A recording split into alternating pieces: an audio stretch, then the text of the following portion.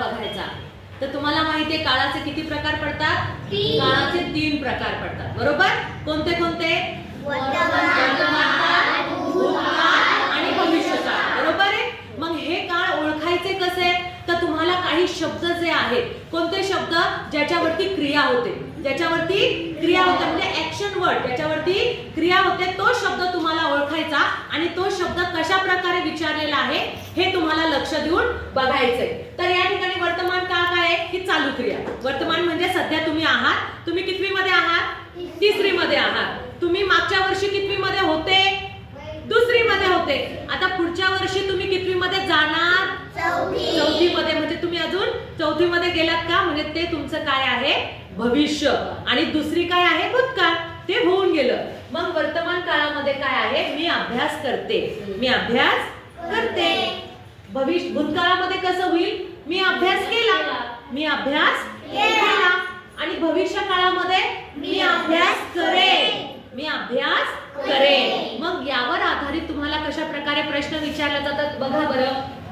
आता इथे तुम्हाला 4 ऑप्शन दिले. या 4 ऑप्शन पैकी तुम्हाला वर्तमान काळातलं उदाहरण ओळखायचं. वर्तमान काळातलं ऑप्शन कोणतं आहे?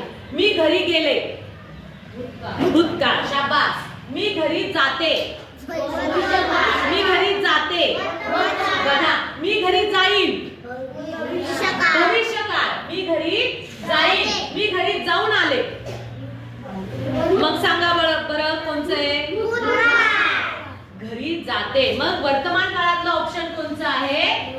2 नंबरचं. मी घरी जाते. मी घरी जाते. जाण्याची क्रिया आहे. हा शब्द तुम्हाला ओळखायचा आहे. आता पुढचं ऑप्शन त्याच्यामध्ये तुम्हाला भूतकाळ ओळखायचा आहे. म्हणजे झालं. ती क्रिया झालेली आहे. राम व्यायाम करतो. राम व्यायाम करेल. रामने व्यायाम केला. म्हणजे भूतकाळामधलं कोणतं ऑप्शन आहे? 3 नंबरचं. ओके. आता याच्यामध्ये तुम्हाला भविष्यकाळ ओळखायचा आहे. भविष्यकाळ जी क्रिया होणारी आहे. मी धावलो. धावलो मी. मी धावेन. मी धावेन. म्हणजे हे ऑप्शन जे आहे ते भविष्य काळामधलं येतं आणि त्याला तुम्हाला काय करायचंय? गोल करायचं.